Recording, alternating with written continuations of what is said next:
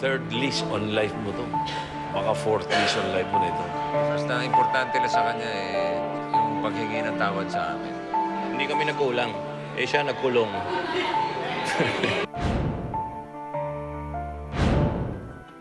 Eksaktong 4 na taon at 5 buwan nang nakapiit si Richie De Horsey mula nang masangkot sa drug case. Ngunit muling nasilayan ng komedyante ang itsura ng kalayaan nitong umaga ng November 11. Unang shooting day ng movie version ng School Bukol. Ang sikat na TV sitcom noong dekada 80 na pinagbidahan noon ni Tito at Vic Soto at Joey De Leon.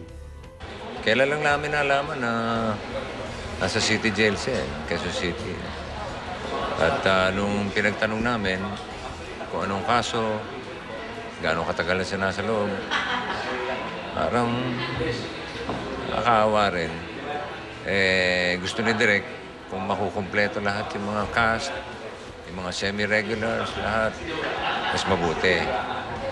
So, pinagtanong namin kung ano yung kaso niya. It was a bailable case. Kaya napag-desisyon na namin na i-bail out siya. Si Richie, pinahanap ni Tito kung nasaan. Yung na-report sa kanya. Pinuntahan ni Direk Tony Reyes. Tapos, when Direk Tony reported back to us, sabi niya, matino itsura. Sabi niya, mukhang matino, mukhang okay. Magandang manalita, mataba naman siya. So nung isang araw na nag-uusap-usap kami tungkol dito sa School Bukol, sabi namin nila direct, sa reunion kasi dumating si Richie. Sabi nga suggestion nga ni Joey, magandang dumating yun, nakaposas.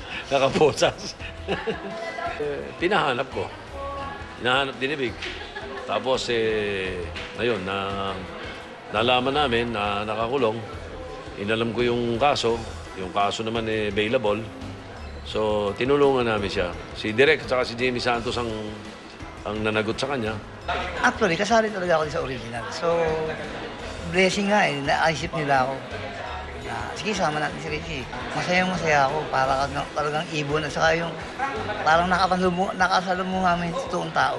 Natutuwa naman sila. Sabi nga nila, bumuhay straight ka na. Hindi ito last chance, hindi ito first chance, second chance. Pero ito na yung the best. Dapat yung best ko kasi I'm already 54. Siyempre, kasama na rin ako doon dahil umuo ko na, okay, ba't hindi natin subukan. Bagamat out on bail si Richie, hindi naman itinanggi ng kanyang mga kaibigan na minsay sinukuan na nila ito sa paulit-ulit na pagkagumon sa bisyo. Kahit ako inaamin ko na there was a time na taas kamay na ako katutulong sa kanya So many times in the past na maliligaw ng landas, tulungan namin mag-rehab, maglabas, ayos, after a while, balik, rehab, ayos, balik. Parang nagsawa na ako. Bumitaw na ako. Sabi ko, parang wala naman siyang kusang magbago. Nagalit na ako. Pinikap siya ni Vic. Naawa si Vic sa kanya. Sabi ni Vic, pagbigyan ko. Binigyan niya. Pinarehab uli. Paglabas, matino na naman. Nalulong na naman. Pangatlong beses. Sabi ni Vic, strike 3. At this point, however, Richie would not make any promises of self-change.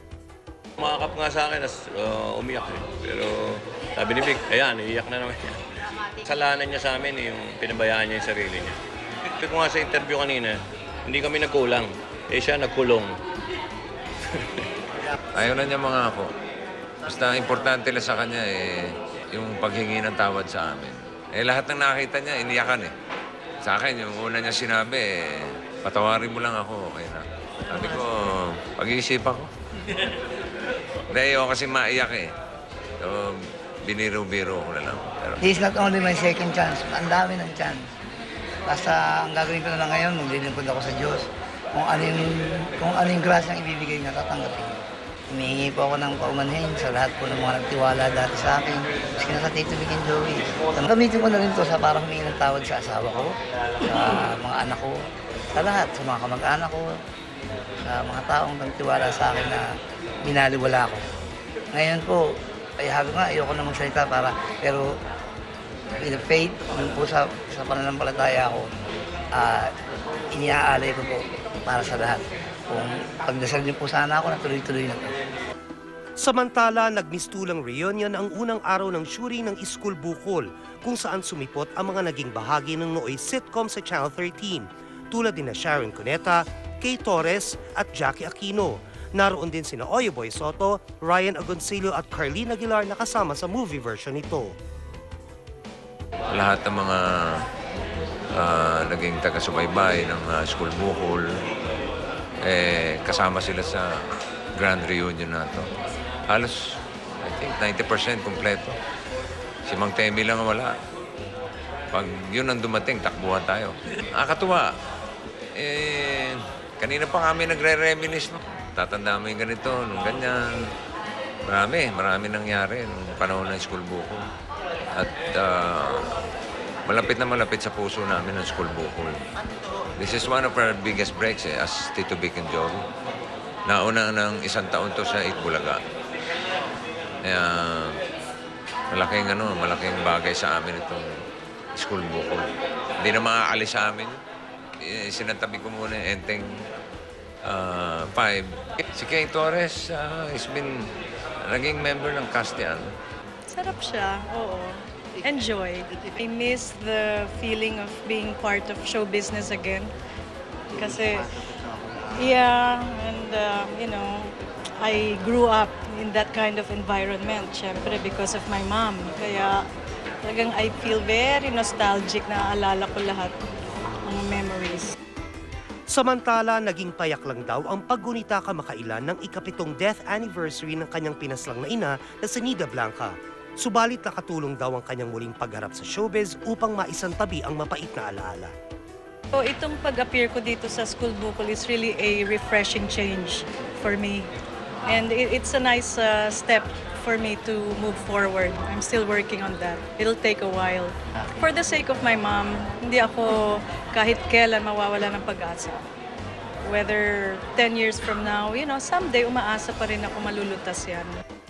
Considered also to be the question waiting to be answered ay ang takdang araw ng pag-iisang dibdib ni Vic at Pia Guanyo na may plano mag-abroad sa Pasko.